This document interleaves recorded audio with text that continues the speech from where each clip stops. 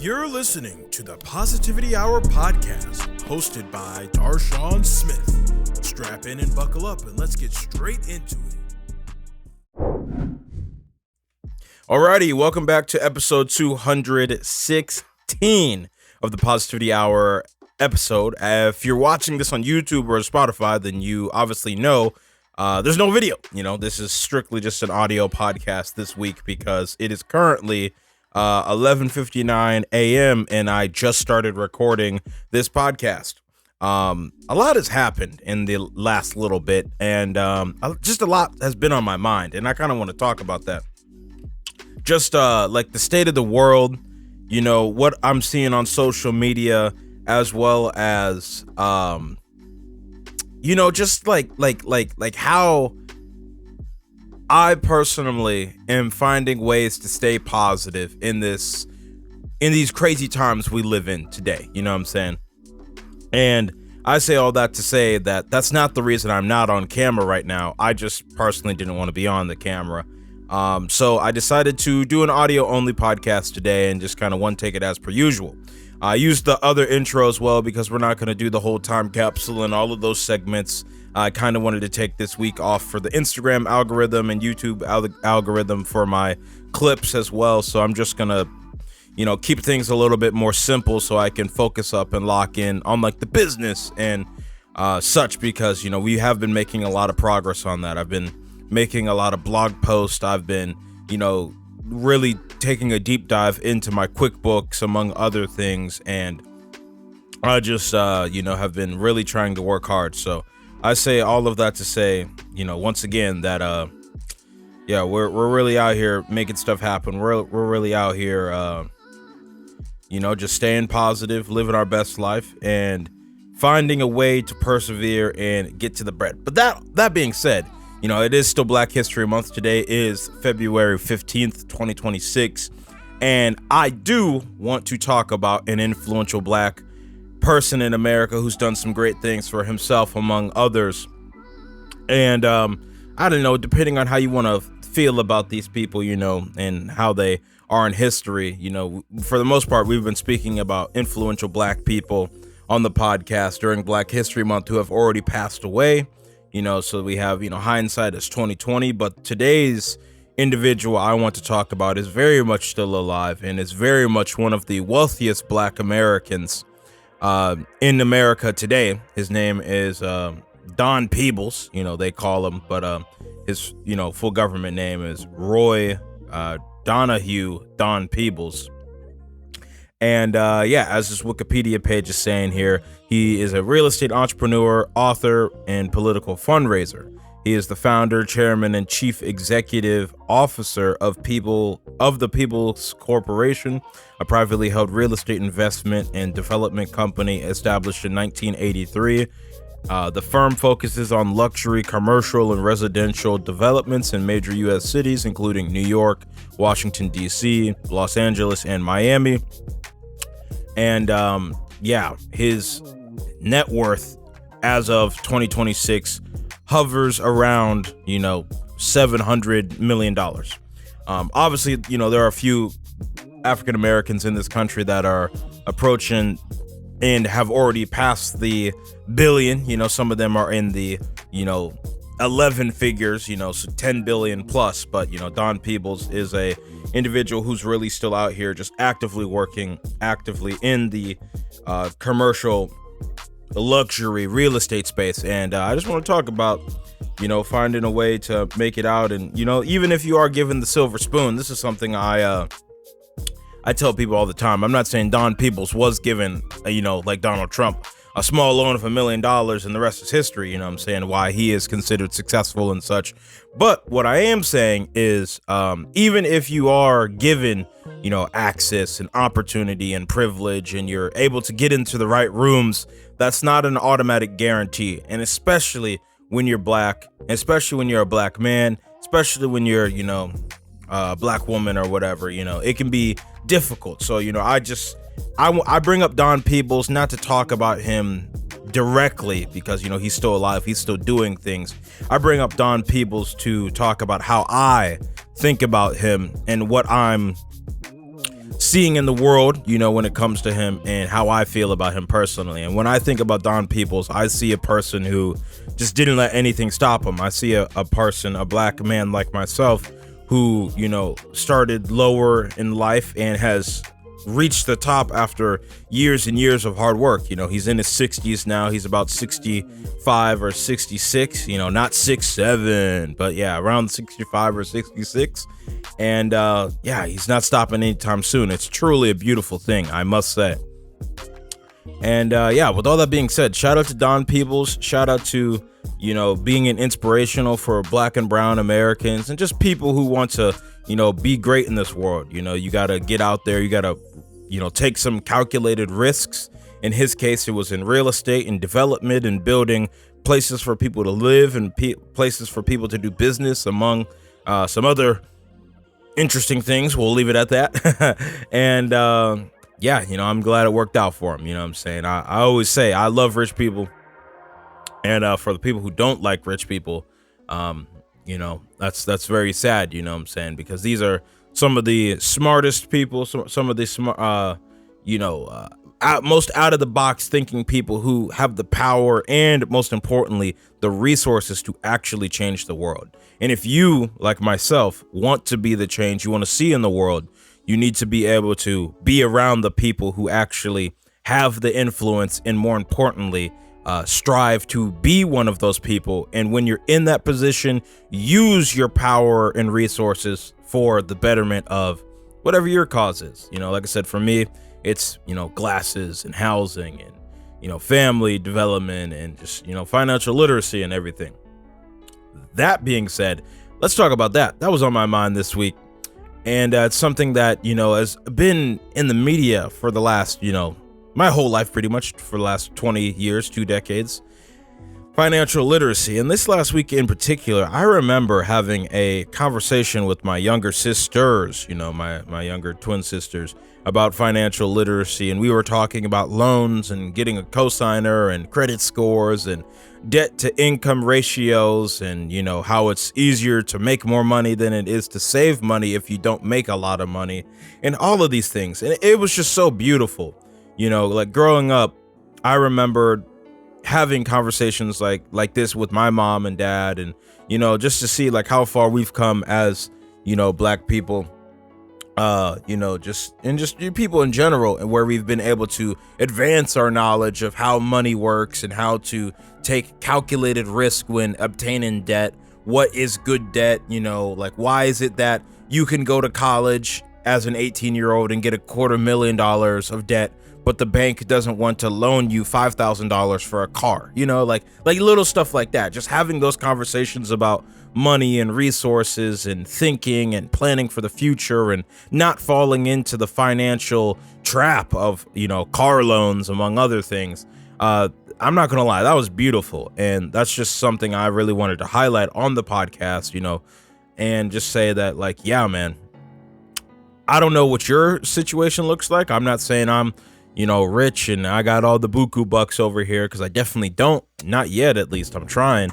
But it's just super cool to, know something and be able to, share that and pass that on to people, not only who look like me, but literally my like actual family, and just to see like what that can do for them and so on and such. So yeah, all that being said, I now want to transition into somewhat of the main topic of this podcast, which was just really everything I've been seeing on the internet recently. Like I've found myself to frequent the app X and Threads a little bit more in the last year or so of my life. And I'm not saying it's a bad thing necessarily, but it's so easy to get caught up in an echo chamber, and their algorithms are so good that even on YouTube and TikTok and Instagram, like if you watch one video and if you close, like, and I mean like one video or like one post,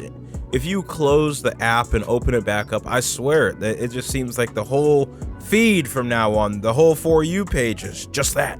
You know what I'm saying? It could be, yeah, like I said, I'll use my own X for example. Like I've obviously am a left-leaning individual, but I consider myself a pretty moderate person overall.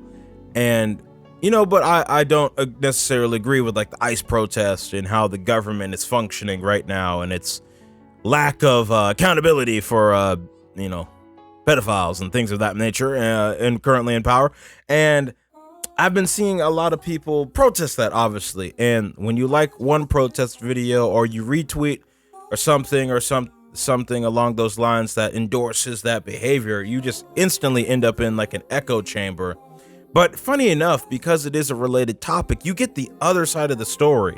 I say all of that to say that, I think about my own personal mental health when I'm watching these, videos come across my screen and or these posts, these words, what people are saying. And the video that really stuck out to me the other day was a group of ICE law enforcement officers, we'll call them, because that's what they are essentially, immigrations and customs enforcement officers, literally like terrorize a group of kids on a school bus. And it was recorded on like a Ring doorbell of like all of these kids like running away from the government. And I like literally like the quoted, like that was the main video, but like the quote tweet above that was like another video of like this like super hard Trump guy that voted for Trump, as well as just like a pretty liberal guy who's like, I'm not one for protests, but I understand it's the American way, what I'm saying. But I had to get my ass out here in the streets when I saw the next generation of Americans running from the government because they are scared for their lives. They're scared for their families. They're scared for their communities, and they don't feel safe in the United States from the United States government. I just want to let it be known, I will not kill myself. I'm not Jeffrey Epstein. He didn't kill himself either. But I say all that to say, jokes aside, that's crazy. And I don't know, it really makes you think, like, and like, especially with social media, like you can be in some real deep trenches, like topic that, is heartfelt and emotional, and it's very polarizing politically, like this topic I just described. And then the next post is like Shador Sanders putting his wrist up, flexing on him. They told me bust down my AP, perfect time. And I'm just like, yo, what are we doing? Like, what are we doing? It's very interesting, I must say. And I don't really know how to feel about it. Over the years, especially since 2020, since the pandemic, but even before then, I've just found myself really trying hard not to be on social media because it cooks your brain. There's so much information, but it's not a unique problem just to social media. Alex Ramosi, I think, was talking about this to someone who attended one of his workshops the other day. And they were talking about like, how is it in 2026, or the question posed to Alex was, how is it in 2026 I can start a course on like School, one of his platforms he runs, like sales as a service, SaaS companies, where I can sell knowledge to people. And Alex was like, you're not selling knowledge to people. You're selling a curated experience of knowledge to people. And what he said after this is the point I was gonna bring up here, which is, I'm not saying since the dawn of time we've had a gross amount, and when I say that, I mean just a lot, like an incomprehensible amount of information at our fingertips. But for the last like 5 or 10,000 years of human population, we genuinely have had a uncomfortably large amount of information at our fingertips. In the modern era, obviously it's social media apps like X and Threads and Instagram and Facebook and Snapchat and the news and all of these things. But think about the world 500 years ago. What did they have? Books, plays, people speaking, live music, shows, And even like 2,000 years ago, think about the kings and queens of Europe and Africa and all of these things. What do they have? Jesters and parties and, caravans of storytellers and griots, that remembered the stories of the past and how we overcame this adversity and all of this. And it's a lot, we as humans have been experiencing a lot of information for a long time, for way longer than you and I have been alive, and way longer than you and I would probably like to admit. So I say all that to say that, like, what we're experiencing in 2026, I don't think is a unique problem, but I really just came on here today to experience, or to say my experience in the last week has been insane. The consumer versus, or I said it backwards, the creator versus consumer mindset has really been getting to me, and I am really trying to get back to a mind frame where I can produce more content than I consume.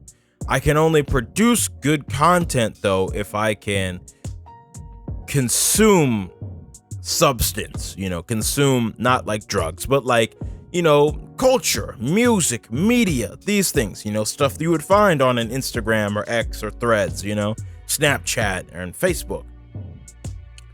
But it's a fine balance. And this last week in particular, I like 2 or 3 weeks ago, I felt like I was hitting a good stride on a balance. But like this last week in particular, I went to the complete opposite end of the spectrum, and I just felt like I was like 70% consumer, 30% creator. Like, I made a lot of blog posts for my website. I got a lot of stuff scheduled. I posted, some Instagram videos every day on the Positivity Hour. I posted, photos and videos on the Darshaun Smith Productions Instagram, among other things. I created stuff. I went out into the world and I made stuff, and I think that's productive. And I can't wait for it to keep warming up so I can go back out and spray paint and make art again. And I was playing my trumpet. I literally was producing, like music into the world. Like, I did create stuff, but I did consume a lot. And I don't think humans are designed to consume as much as we do. I think this upcoming week, I am going to just turn my phone off, bro. Like, and just like really just like leave it. Like, obviously I need it, in case I gotta, make a phone call or go this place or respond to this text, or, there's a time and a place for, the phone in the modern era. But genuinely, I reached one end of the extreme spectrum this last week, and I kind of want to head back towards the center. So that's kind of what I wanted to talk about in today's podcast. Yeah, man, we are consuming a lot, and I think we all need to consume a little bit less. And I think it would be beneficial for all of us and would allow us a moment to think before we speak, so that when we speak, we can be articulate and just fully get our point across. You know what I'm saying? It could be something as simple as, taking a deep breath and counting to, 3 before you respond to a person. It could be taking an extra 5 minutes to read an email before you start typing. It could be, literally a week or two before you respond to that text or email, so on and so forth. Every situation is different, and how you want to approach it is completely up to you. You can do anything you want in this world. It is your life. You just got to deal with the consequences, and that means good and or bad. Just know what you're signing up for, my party people. Okay. And with all that being said, I obviously could go on and on, but it's currently 12:18. We've been talking for about 19 minutes, and that's all I got. Thank you for listening to today's podcast episode. I know it's a little bit different. Normally I do video podcasts, so you can see my pretty face as well. But today's episode, I think I wanted to just go back to the roots and provide a less stimulating format. Just sit back and listen, sit back and think about the world, sit back and just contemplate what's going on out here, so that you can truly know where you stand, why you stand for that, and how you're going to act when the time is right. And like I said, that goes for business, that goes for your personal life, that goes for your friends, your families, the person you want to be your wife and or husband. You know, it could be, you know, your kids, your dog, your community, your church, your front yard, and what that looks like. It doesn't matter what it is, okay? We all are creating and we all are consuming on a daily basis. I, in my experience, just have offered you today a perspective where I think if we consumed a little less some of the time, we would be able to create much, much more as a people.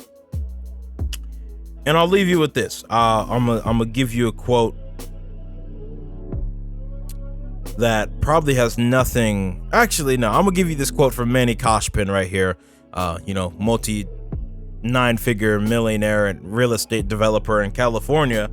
Don Peebles is in New York, so you know we're hitting both sides of the country, you know, with our real estate developers and near billionaires.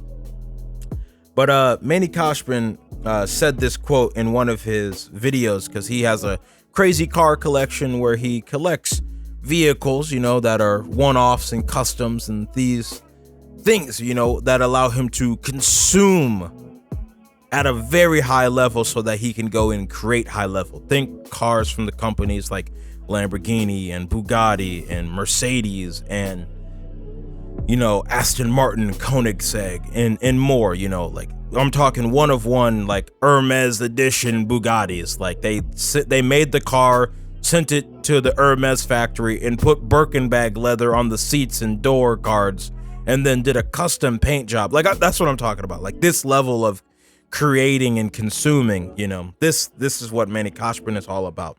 And someone had asked him, why does he keep like one of these cars in particular? And he said, simply put, not everything in life is an investment.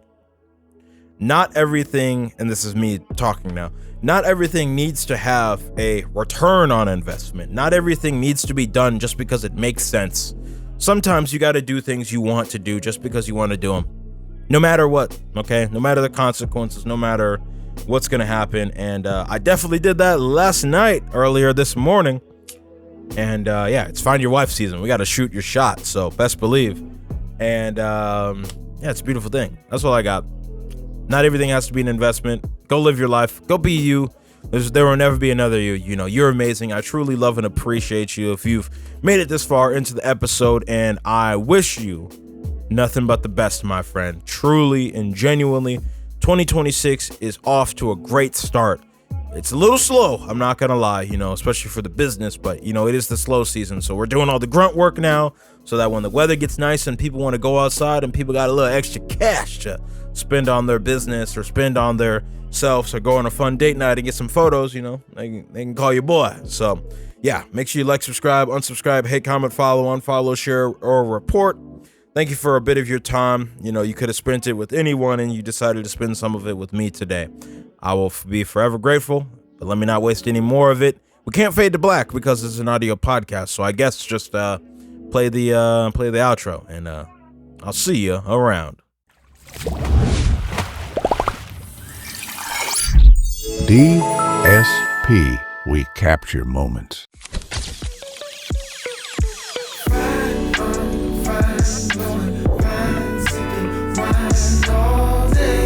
I'm in my G'd up zone. I'm about to get it in, kick your feet up home.